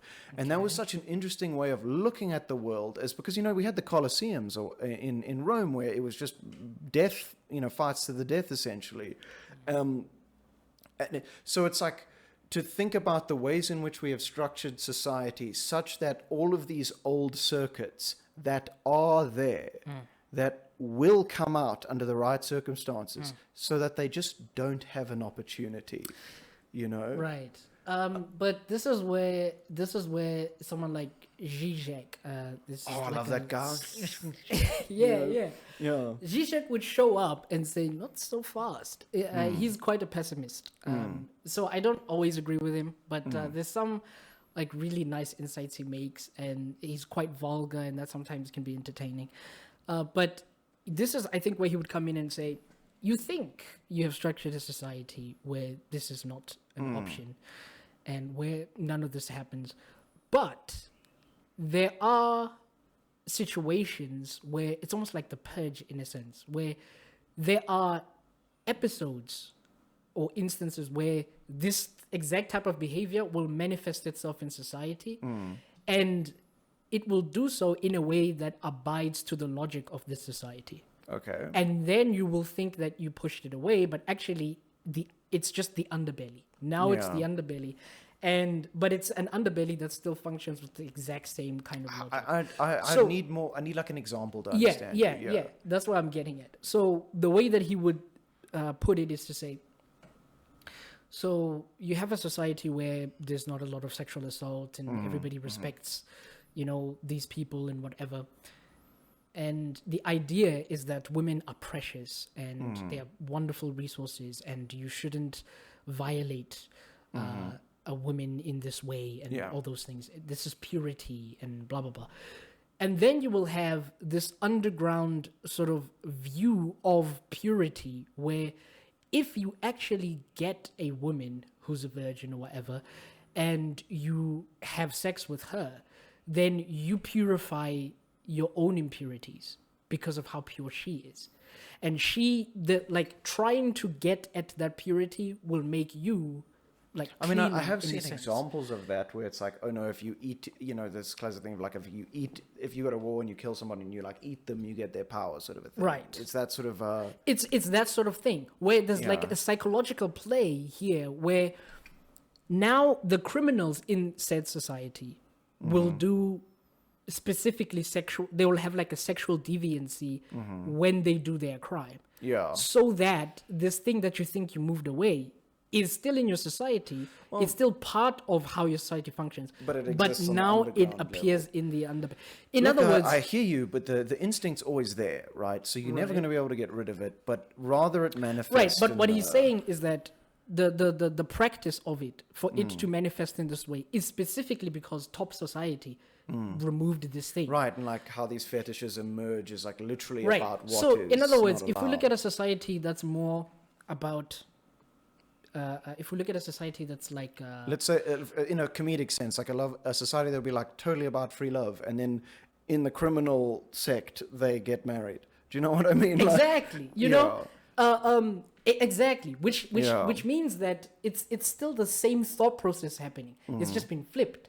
And now that flip, it's not outside of society. It's part of the society because that flip is dependent on the exact same kind of thinking. It's defined in opposition in a way. Yeah. Right. So this would be a sort of a strange way to think about it. But if you were living in a society where there wasn't power relations that were too, weird about men and women, or power relations about like huge age gaps between relationships and things like that. If you had a sort of theoretical society where people are more or less the same age, living the same kind of lives, economically more or less the same place, sexually they don't have much exclusivity or something like that, then the crime would be a couple taking themselves, just like you said, and running away and saying, we're going to elope, we're going to get married, we want to be with each other. Look at those and boring people. Exactly. And then they'll be like, "What? How dare you? Why are you taking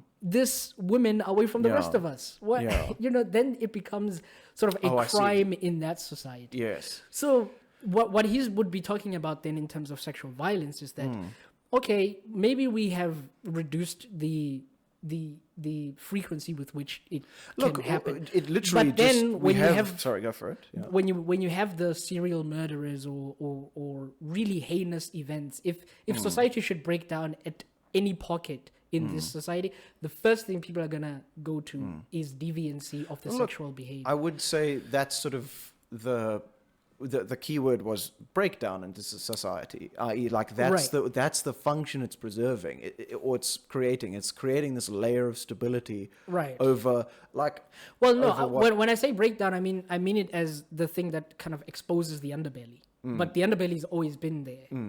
I guess the point was that Brett was making in that sense. By the way, I do want to jump back to an earlier question. Right. But just to quick sum up, was just basically saying that, like, to make the point that there's this other aspect to building a society where you have to take into account the sort of the dark triad, so to speak, and erect your systems in a way that, mitigate the capacity for that to occur. Anyway, so going back to the other question, it was where we started to talk about resentment, and I don't know if we ever got the answer, because it's like, how did you, coming from such a low position, the resentment is there.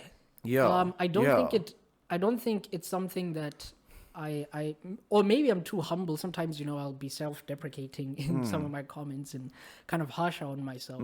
Maybe I'm not as resentful as I might say I am, but at the same time, I don't think it's completely gone away. And I think I've seen it myself, and I think that's part of the reason why, when I was talking about the letter to young white South Africans, what you don't know, part of my thesis or whatever there was to say that there is a way that we are raised as young black people in black spaces where we have abuse that is leveled at our blackness.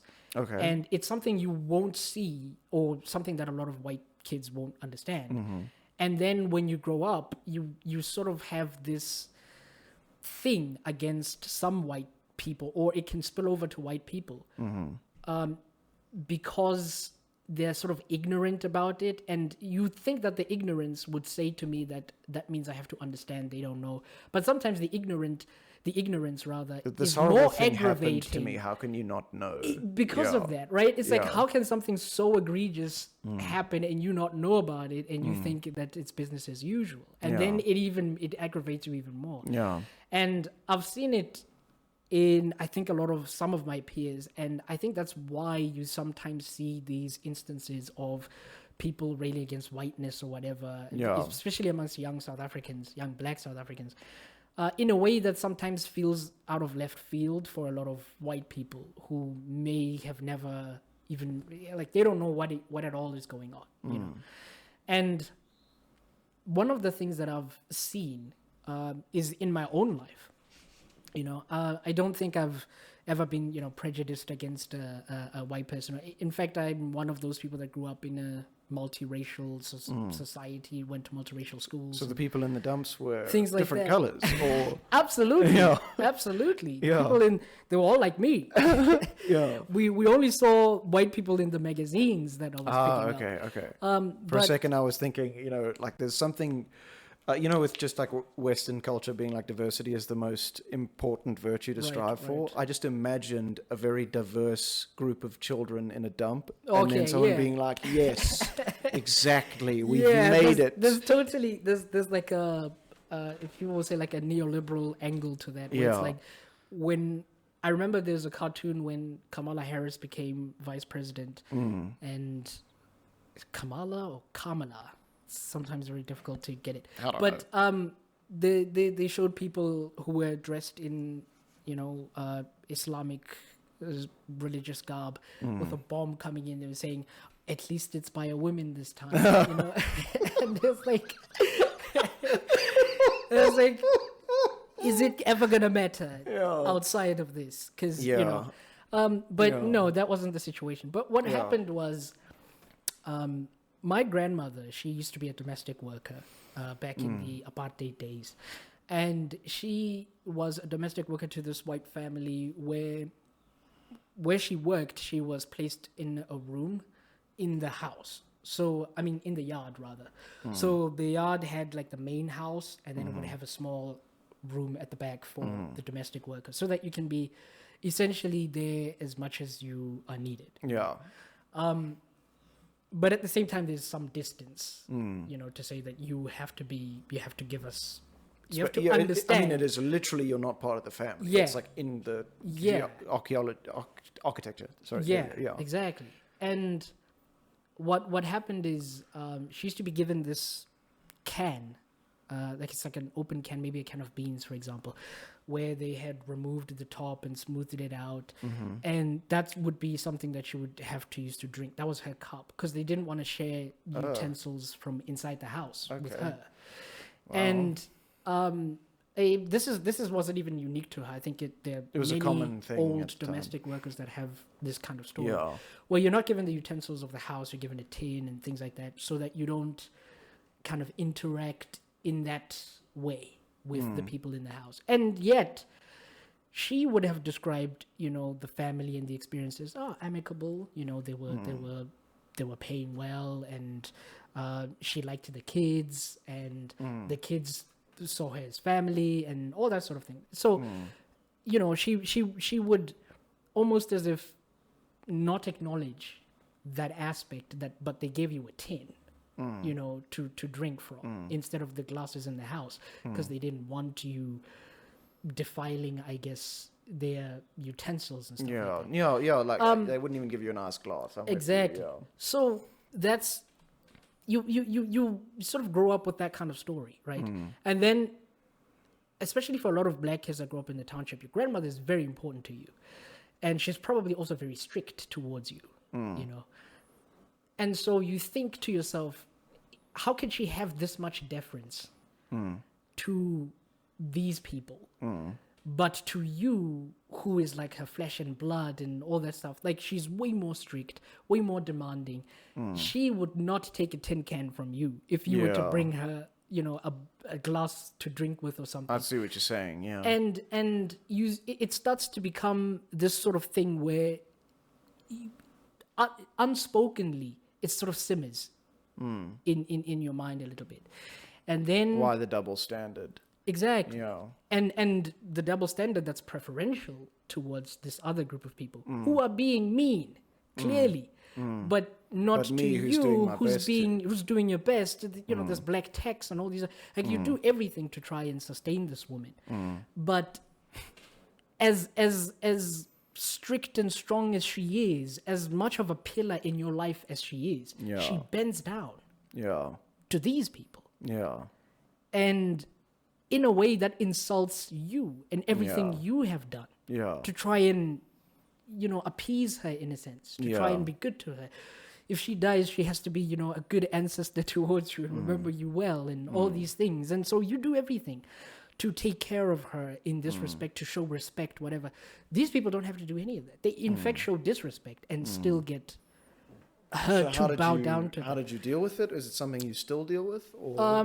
Well, funny you should ask, because this flared up again recently in when I was in town, and there was this white couple that don't have a job, and they're begging in the streets, and obviously that's always a sore sight to see. But then came this older black lady towards them, and she seemed really taken aback that there's this white people or this white couple that's begging black people for money, essentially. And I remember when she gave these people money, she held it in her palms, almost like in a prayer Like gesture, in just supplication. in supplication. Yeah. And bowed down in sort of like a curtsy, sort of a show of respect, to give these beggars money. And afterwards, she was so delighted that she had engaged in that situation, and she walked up beaming, and like it put a spring in her step. And that's a complex. You can imagine there's a lot going on in that woman's there mind. Well, I can tell you some of it. you Yeah. know. There's this thing. Sometimes it even spills over to like albinos. That like there's albino killings in Africa and all these sorts of things for body parts, for the sake of witchcraft and all these other things. The idea is that it brings fortune and blah blah blah. So it's quite a problem. But in South Africa, it manifests in the deification kind of way, where whenever, especially these old grannies, whenever they see like an albino kid in the townships or anything, they will give that kid money, understanding that this kid has blessings in a sense, like a Oh, it magical goes both property. ways, right? So they'll Exactly. both be hunted and revered. This is why, like, it's one principle, but it's the same thought process. yeah, that is it's just manifesting like differently. valuable, and some people are going to want that, some people are going to revere Exactly. Yeah. So, but it's still the same Same. horrendous principle operating there. it. Yeah. But yeah, so especially with these older folks, because they come from a far more superstitious time, not necessarily as a pejorative. I don't mean that as a pejorative, because I'm sometimes superstitious beyond my own thinking, Same. But for them, it's much more overtly so. Yeah. And so they would give them money and stuff like. And I think that kind of instinct sort of spills over to dealing with white people and whiteness, and it sort of combines with the things that they have adopted from white supremacy and all that sort of thing. And so So it's almost like for that woman, she's like, this is wrong because you should be my boss or something like that. Or Yeah. Like you, Yeah. you should be higher up on this hierarchy. yeah, and if I can assist in some way to getting you to your proper place, Yeah. blessings will fall Yeah. for me. Yeah. Yeah. And so it's a privilege, really, to give you this money. What a, Now think about it. Yo. Think about that from the perspective of a young black kid who is maybe in academic or general life competition You, with these basically. people. Exactly. yeah. We have been together in schools, in academic things, and what I know that white people are just people, right? But to this And- woman, they are the benefactors. In a way. Exactly. Yeah. And now this is my grandmother, let's say. And my grandmother is seeing my peer, because these people were around, I think they were a little bit older than me, but definitely closer to my age than to hers. So imagine seeing my peers. Let's say this is a white peer who for some reason ended up on the streets. And I went and got a degree. I went and, finished university. I have a job. I'm giving her money every month to try and sustain her because I know she's having a difficult situation. And yet this white peer of mine, in her eyes, for some reason, still retains, even as a beggar, Yeah. retains some station above mine in terms of how she should relate to this white beggar, as opposed to her grandchild who's whatever, And Yeah. that sort of builds up in a lot of black kids in terms of how the older generation sort of poisons Right. the And so perspective. the resentment comes in. And then when I meet you next time, if I have a problem with anything, Yeah. and maybe there's some kind of issue that happens, and I think there is some kind of systemic critique that can be made relating in some way to racial disparity, I am on you, like white on rice, Yeah. because there is this thing that I'm fighting in the psychology of my grandmother Yeah. to say I am worthy. I am just as worthy as this person, if not more so, because I'm working. I have a I have a title deed. I have a car. I'm renting. I'm doing something with my life. These are beggars that you are The thinking most of funny thing just in occurred these to terms. me. So Hayes Herfblau is across the street, and the EFF had a rally there. Okay. And for a brief moment, I was like, I should go talk to these guys. Go, just figure it out. And then I heard the chanting, white people aren't human. I'm like, they probably don't want to talk to me. And then I just had this image of being like, I should ask how their granny is doing. That would have been a sore spot. They would have been like, That what would have been necklace time. the fuck? Because what does he know about my grandmother? Yeah. But yeah, Yeah. it's like, and How's these some things, Lungu know? these Yeah. things, somewhat operate in an invisible capacity, Yeah. which is the sad thing about us living in these separate areas.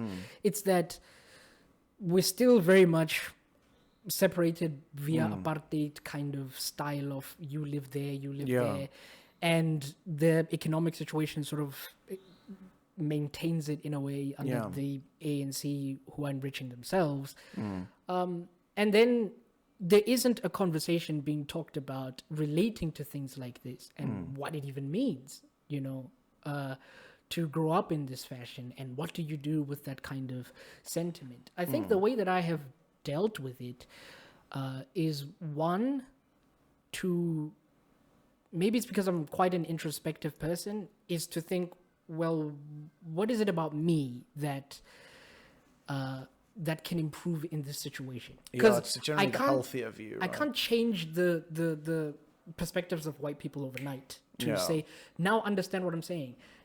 Here's my perspective, and tomorrow they'll all get it. You know, there's lots of people that are walking around ignorant completely to this. So my thinking was, well, it means I have to try and assess within myself how I can mitigate the situation without causing it to continue. Because that's something interesting as well, because one of the things I noticed being on the total other side of this scenario, right, is the way in which, when the whole white privilege and whiteness seems to be a different thing, but anyway, when it gets brought up with hate, I saw it breed hate in the people who were the recipients of it. And then it's sort of like the movement generated its own opposition, right? So basically, when you're saying it's important, when you try to communicate this idea to get your viewpoint across, to make sure you're understood, doing it in a way that doesn't, generate its own opposition, right? You know? Yeah, and also, like, the idea is that I hate, right? Yeah. So, but then, if I'm gonna tackle this, because I don't like myself even when I'm feeling that way, right? It's a lesser version of us, right? Right. I can sense that something is creeping up in me that's probably not good. Yeah. And that is trying to sort of overcome my sobriety in a sense and give me to itself. And so I think, okay, I want this thing to go away. So I want to deal with the situation such that the next group of black people coming after me don't have to experience what I'm experiencing. Yeah. You know, you can even put the whiteness and white people aside for a moment. Just the fact that I don't want the next group of black kids to have to experience this feeling within them, because it's an ugly feeling.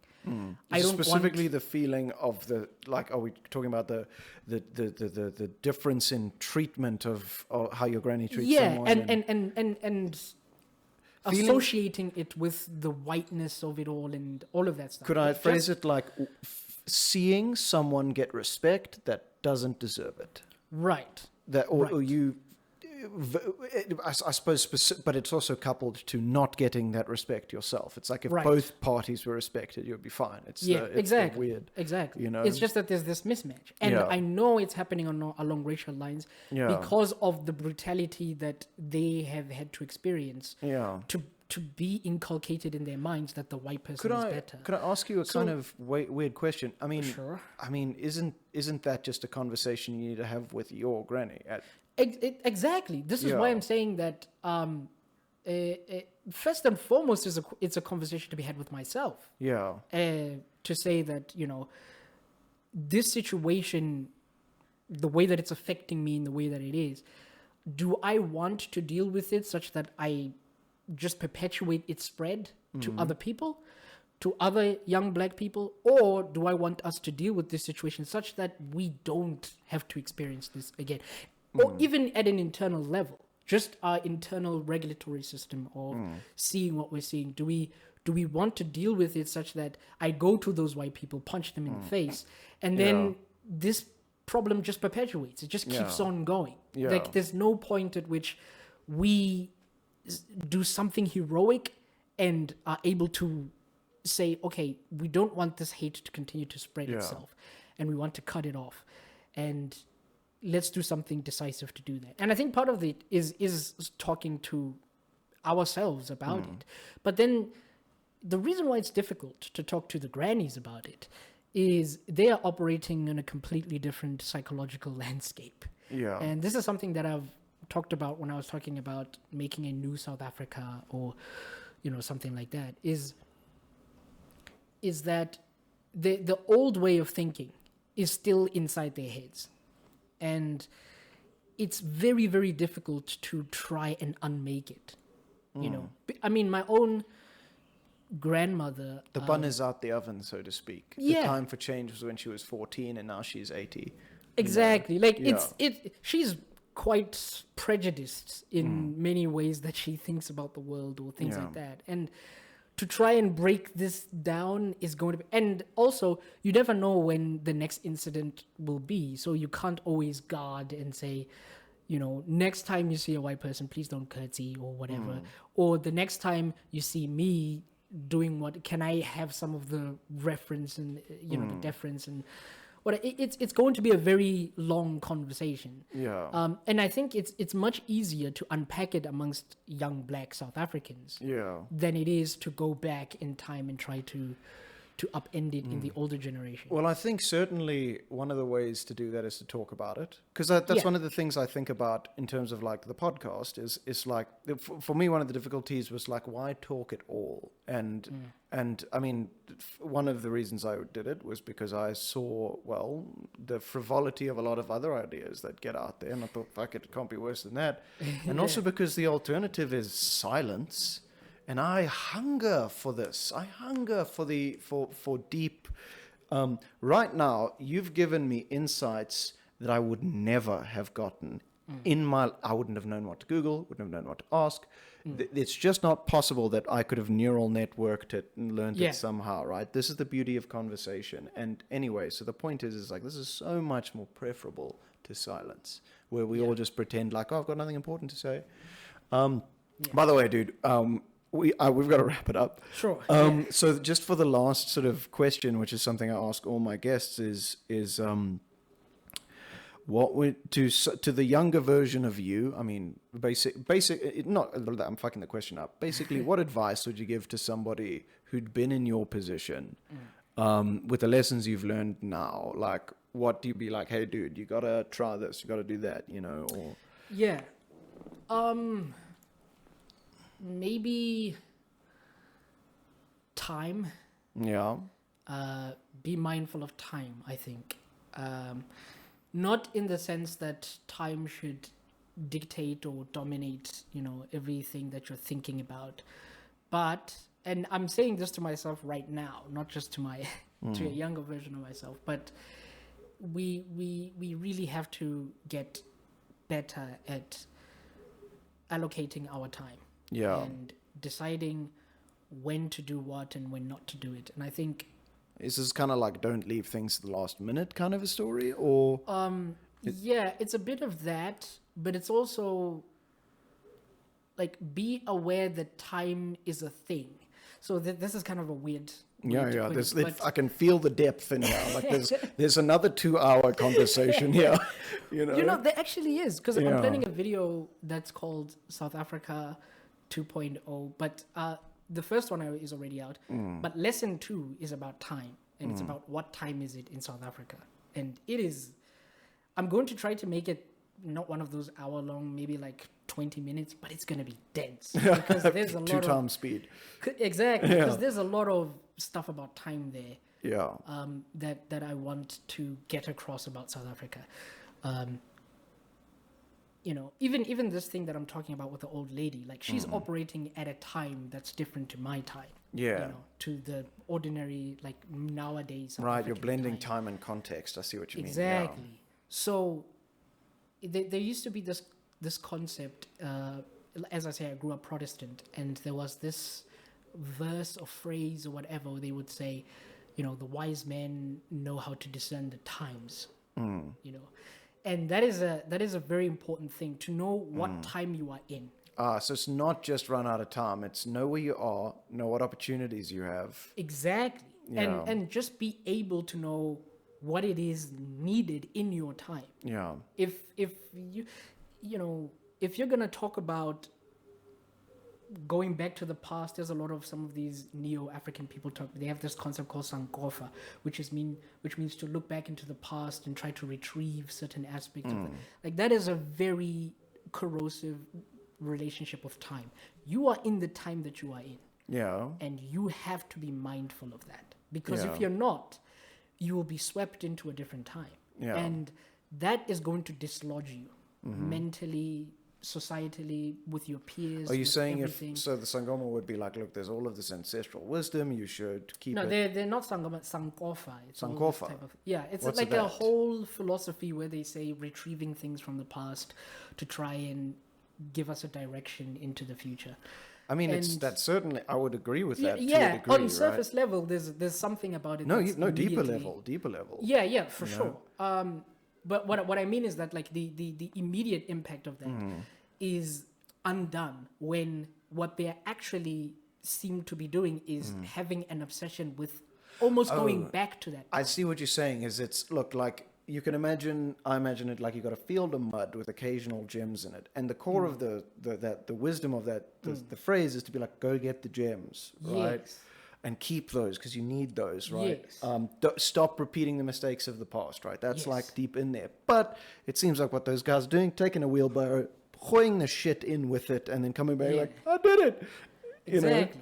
But it also speaks to some people that are obsessed with the future. Yeah. Who think that they can predict exactly what's going to happen, Yeah. how it's going to happen, and they're living their life as if they're already there.